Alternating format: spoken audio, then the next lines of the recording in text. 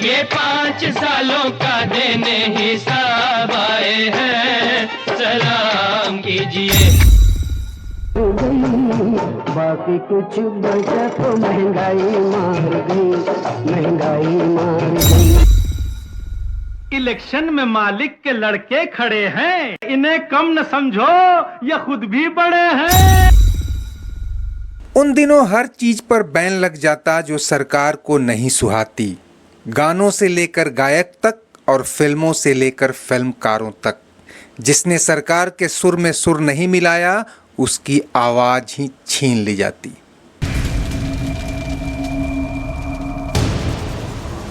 राष्ट्रपति जी ने आपातकाल की घोषणा की है, लेकिन आज हम इमरजेंसी के जुल्मों सितम की नहीं बल्कि इसके फिल्मी प्रतिरोध की बात करेंगे और बताएंगे कि सिनेमा के पर्दे के कई हीरो असल जिंदगी में भी हीरो निकले। उन्होंने अपना वर्षों का तराशा हुआ करियर दांव पे लगा दिया, लेकिन थोपी गई तानाशाही के आगे घुटने नहीं टेके।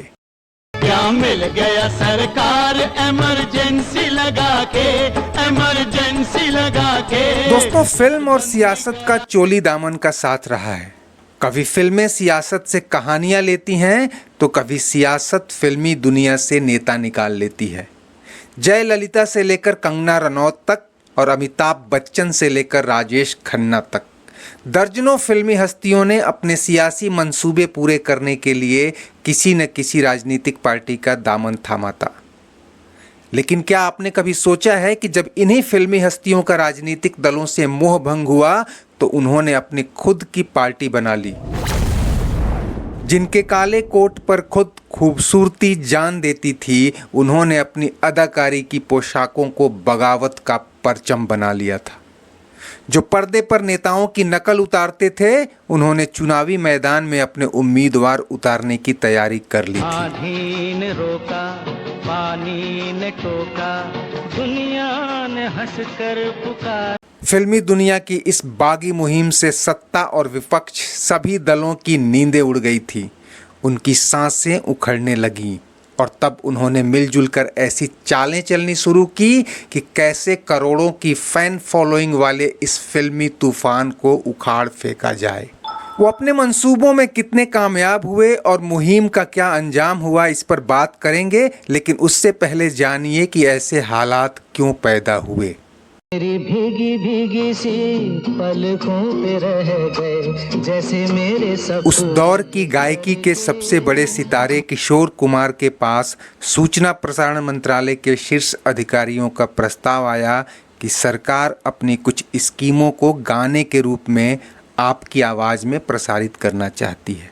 किशोर ने ऐसे सरकारी गाने से साफ इनकार कर दिया। बात सरकार के कान तक पहुंची तो किशोर निगाहों में चढ़ गए। तभी उन्होंने एक और नाफरमानी कर दी। संजय गांधी मुंबई में एक राजनीतिक कार्यक्रम करने वाले थे और चाहते थे कि किशोर कुमार वहां परफॉर्म करें। किशोर ने ये भी नहीं किया। बस क्या था, सरकार ने आकाशवाणी और दूरदर्शन पर किशोर कुमार के गानों पर पाबंदी लगा दी। अपनी तो जैसे तैसे, थोड़ी ऐसे या वैसे कट जाएगी। ठीक ऐसा ही तब के लीजेंड एक्टर देवानंद के साथ भी हुआ। उन्होंने इमरजेंसी और सेंसरशिप का समर्थन करने से इनकार कर दिया था और सरकारी कार्यक्रमों की दावत भी ठुकरा दी। इमरजेंसी में ऐसी नाफरमानियां सरकार के सब्र के बाहर थीं। देवानंद की फिल्मों और गानों पर भी रेडियो टीवी पर बैन लगा दिया गया। नफरत करने वालों के सीने में प्यार भर दूं, अरे मैं वो परवाना हूँ। देवानंद तब बहुत बड़ा नाम थे और उनकी नाराजगी व्यापक असर रखती थी। ये बात सरकार भी जानती थी और बैन हटाने का बहाना भी ढूंढ रही थी, लेकिन तब तक देवानंद के सब्र का बांध टूट गया था। उन्होंने आगे क्या किया ये जानने से पहले ये भी जान लीजिए कि सेंसरशिप की कैंची के आगे बड़े बड़े बैनर की कमर्शियल फिल्में भी नहीं बची। शूटिंग से पहले पूरी स्क्रिप्ट सरकार के पास जमा करानी होती थी। कई फिल्में तो इसी चक्कर में बरसों लटक गईं। कहते हैं कि इस दमन चक्र की कमान खुद जूनियर प्राइम मिनिस्टर कहे जाने वाले संजय गांधी ने संभाल रखी थी। इमरजेंसी में इमोशन नहीं, मेरे ऑर्डर्स चलते हैं। सरकार के खिलाफ लिखना या बोलना तो पहले ही कुचला जाने लगा था।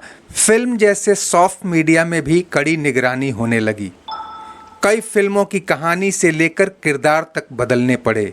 आपको जानकर हैरानी होगी कि all time blockbuster film Sholay, जो कहीं से भी सियासी फिल्म नहीं थी, उसे भी अपना क्लाइमैक्स सीन बदलना पड़ा। ओरिजिनल फिल्म में ठाकुर बलदेव सिंह डाकू गब्बर सिंह को पीट पीट कर जान से मार देता है, लेकिन सरकार ऐसे मैसेज नहीं देना चाहती थी कि इमरजेंसी में पूर्व अधिकारी कानून हाथ में ले लेते थे। सरकारी निर्देश के बाद सीन एडिट करके गब्बर को पुलिस के हवाले कर दिया गया। वो ओरिजिनल सीन आज भी पब्लिक डोमेन में है, जिसे आप यहाँ देख सकते हैं।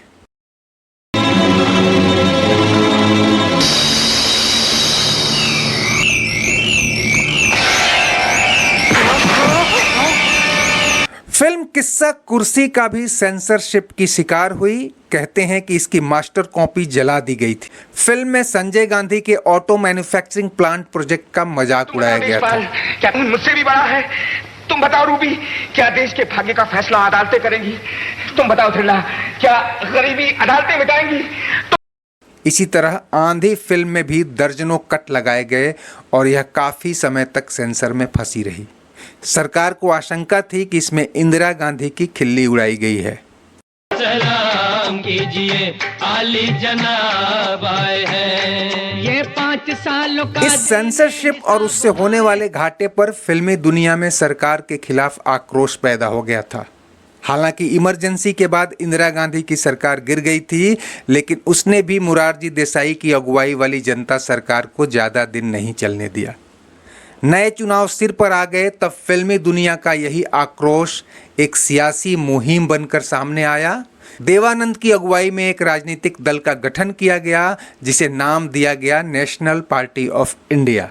हम है राही प्यार के, हमसे कुछ न बोलिए, जो भी प्यार से मिला हम उसी के होली। वी शांताराम के राजकमल स्टूडियो में इसका मुख्यालय बनाया गया और मैनिफेस्टो से लेकर सदस्यता और चंदे का फॉर्म भी प्रिंट हो गया। ताकत वतन की तुमसे है, हिम्मत वतन की तुमसे है। कई बड़ी फिल्मी हस्तियां पार्टी से जुड़ने लगीं।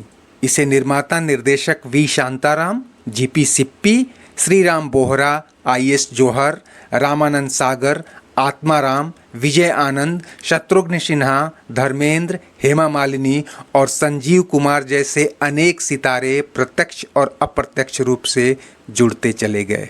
तेरे मेरे सपने अब एक रंग है। इन तमाम लोगों ने एकमत होकर देवानंद को पार्टी का अध्यक्ष चुन लिया। पार्टी ने चुनाव की तैयारियां भी कर ली। धर्मेंद्र को चौधरी चरण सिंह के खिलाफ तो दारा सिंह को अमृतसर से चुनाव लड़ाने की बातें होने लगी। IS जौहर ने तो राजनारायण को हराने की ताल ठोक ली। पहले राजनीतिक दल और मीडिया इस मुहिम को हल्के में ले रहे थे, लेकिन जब मुंबई के शिवाजी पार्क में पार्टी की पहली रैली हुई तो सियासी दलों की नींद उड़ गई। रैली में बड़ा हुजूम उमड़ा, जिसे जुटाना तब बड़ी बड़ी पार्टियों के बस की बात नहीं थी। पहले तो जनता पार्टी से लेकर कांग्रेस तक ने इस पार्टी के बड़े फिल्मकारों को अपने में मिलाने की कोशिश की और पार्टी को तोड़ने के प्रयास भी किए, लेकिन सफलता नहीं मिली तो इनकम टैक्स से लेकर पुलिस और प्रशासन के डंडे भी दिखाने शुरू किए। कई फिल्मकार और पार्टी के फाइनेंसर छिटकने लगे। पार्टी के पास फंड नहीं था और ना ही काबिल उम्मीदवार। ऐसे में चुनाव लड़ना उसके लिए मुश्किल हो गया था। चुनाव जब करीब आया तब देवानंद अकेले पड़ चुके थे और आखिरकार उन्होंने पार्टी भंग कर दी। अकेला हूँ मैं। दोस्तों, उम्मीद है आपको वीडियो पसंद आया होगा। चलते चलते इसे लाइक, शेयर और सब्सक्राइब कर लीजिए और कमेंट बॉक्स में अपनी राय जरूर दीजिए। शुक्रिया, नमस्ते, आभार। हमसे कुछ न बोलिए।